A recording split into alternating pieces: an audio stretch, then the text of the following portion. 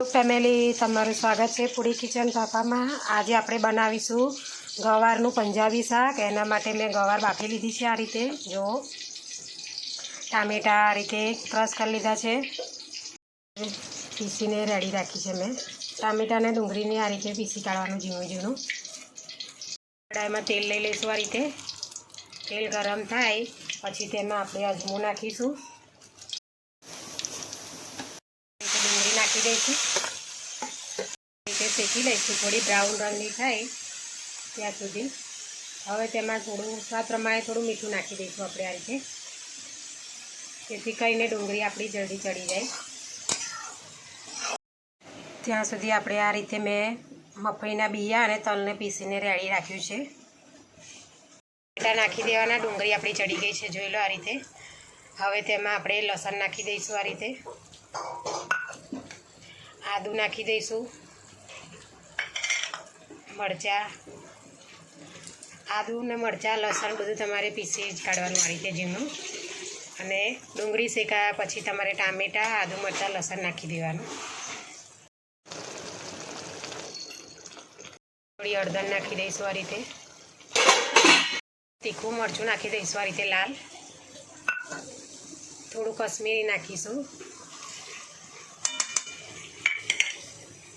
હવે તેમાં જે આપણે આ રીતે પીસેલા દાણા સિંગના એ આપણે નાખી દઈશું। એ બધું મિક્સ કરી દેવાનું છે।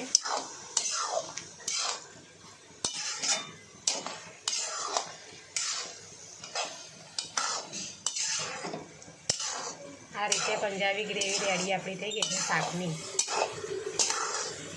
હવે તેને થોડી વાર માટે આપણે ચડવા દઈશું।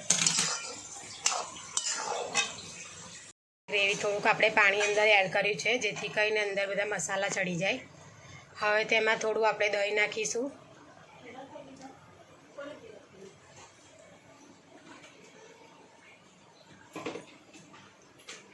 મિક્સ કરી દેવાનું બધું, અને આપણે આ રીતે ઢાંકી દઈશું, ઢાંકણ થોડી વાર માટે ચડવા દઈશું।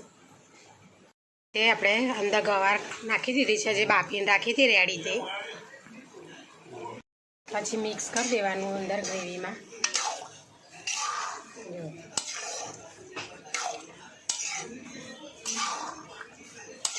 હવે તેને થોડી વાર માટે આપણે ચડવા દઈશું। તે આપણું શાક રેડી થઈ ગયું છે બનીને।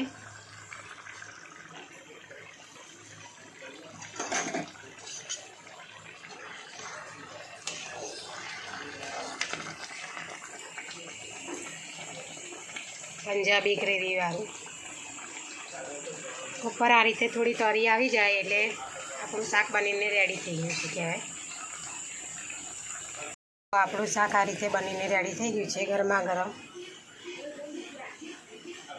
અને ખાટું પણ શાક કહેવામાં આવે છે ગવારનું, અને આપણે પંજાબી રીતે બનાવ્યું છે ખાટું શાક।